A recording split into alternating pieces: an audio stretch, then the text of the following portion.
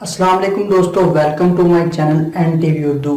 इस चैनल में हम आपके लिए बहुत ही इंटरटेनमेंट से भरपूर वीडियोस लेकर आते हैं। अगर आपको हमारी वीडियोस पसंद आए तो वीडियोस को लाइक कीजिए और अपने दोस्तों के साथ शेयर कीजिए। चलिए शुरू करते हैं वीडियो।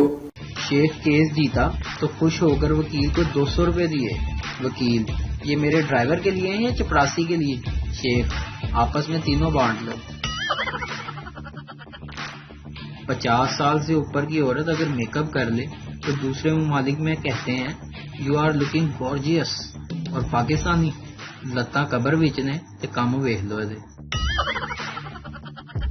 जितना मैंने शादी के इंतजार में सब्र कर लिया है ना, मुझे फल नहीं पूरी फ्रूट चाट मिलनी चाहिए।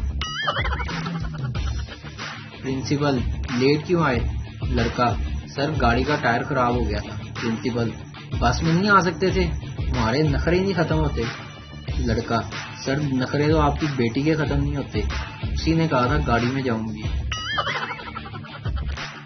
बाप ने अपनी बिगड़ी हुई औलाद से पूछा, तुमने कॉलेज में 2 सालों में सबसे ज्यादा मुश्किल काम क्या सीखा है?